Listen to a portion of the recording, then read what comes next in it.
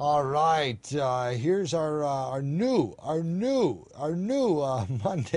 Monday fourth segment. It's called Empowering Coaching for Parents: How to Raise Drug-Free Kids. Brought to you by and hosted by my wonderful friend Susan Blauner, Director of Operations for the Saving Lives Drug and Alcohol Coalition. Hey, welcome back. Thanks, Bradley. How you doing today? I'm doing great. Isn't that fantastic?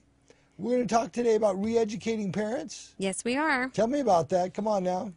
Well, we've spoken about in the past in the general formation of how parents have to step up to the plate and start taking They control. just got to become aware of what they're doing. They have to become aware of what we're doing. And how their actions inflict all the children, right? That's exactly it.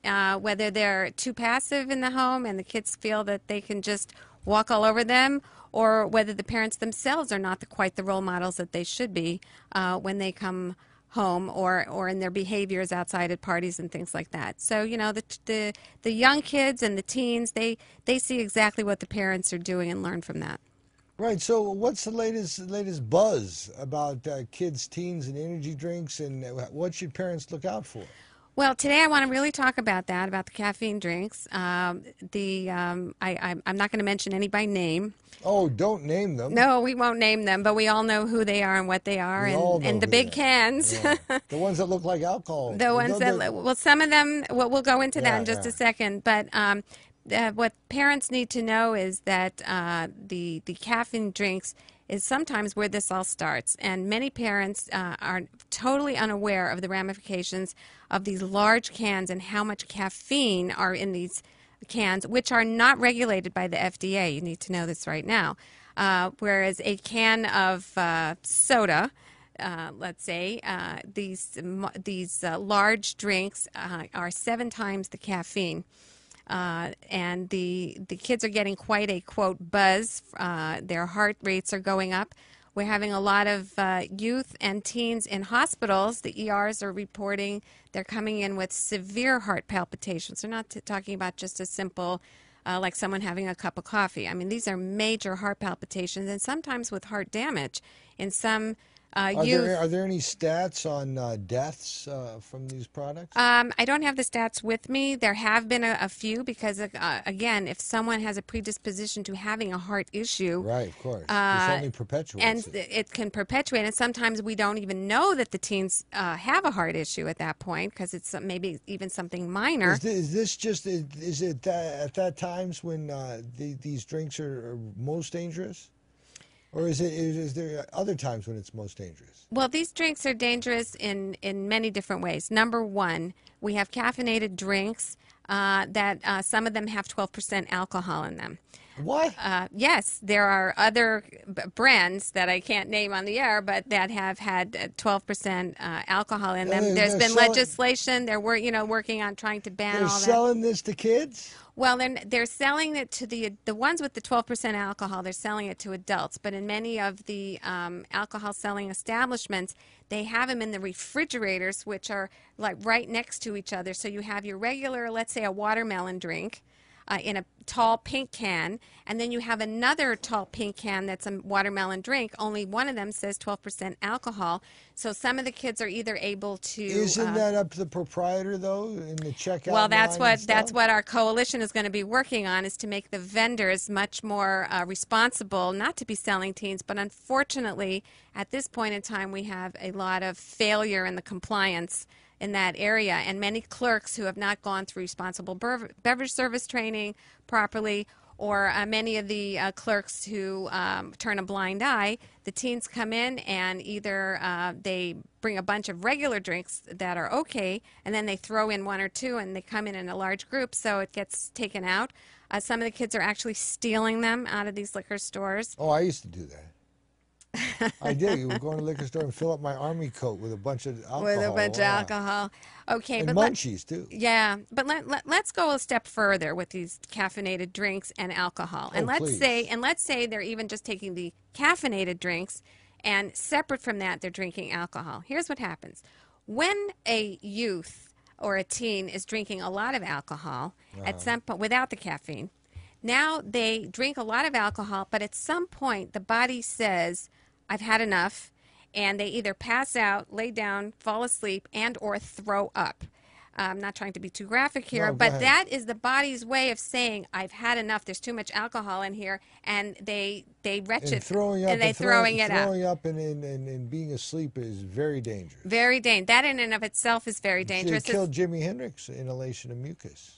So but the adding to that now, if they've had the caffeinated drinks, so the caffeinated drinks are revving up the heart, and the brain now says, I don't want to sleep. I'm not going to go to sleep. So they're able to drink more alcohol on top of that, thereby some people ending up with alcohol poisoning, which is lethal. Do you have any stats on that? I didn't bring any stats with me today, but next time I'll bring you the stats. Okay. You know, it's interesting. I do presentations in the schools, and I'm doing presentations to a lot of different organizations, and I'm working with parents. And I bring all the different bottles with me. I bring alcohol, and I bring the caffeinated drinks, and I bring so forth and so on. And I show the parents how they need to be going into their kids' rooms. They need to see what their kids are drinking, because sometimes the kids have those cute little vitamin drinks that come in the different colors, which are okay. Right. But then they'll find alcohol in the same color. So the pinks and the purples and the greens and the so forth and so on. So now if the parents have to go in there and open those innocuous drinks, so to speak, and smell, because the kids are pouring out the pink vitamin drinks and pouring in the pink vodkas or the pink gins or the purple gins or the green gins or whatever. When I was a kid, Susan, it was the Coke and all the sodas had massive amounts of sugar in it, right? They do. And the cereals had massive amounts of sugar. That was the way that society in corporate America was getting the consumer, especially the child, was through all the sugar. And they still are. Okay, well now it seems to be the caffeine they're getting them. Right, but you have to understand something. They are loading these with sugar. So you have loaded sugar, which can caffeine, which can overload the body. So then you're dealing with an immense amount of diabetes in this day and age, type 2 diabetes. Yeah, the children as young as 6 years old have adult onset diabetes. That's right. That's true.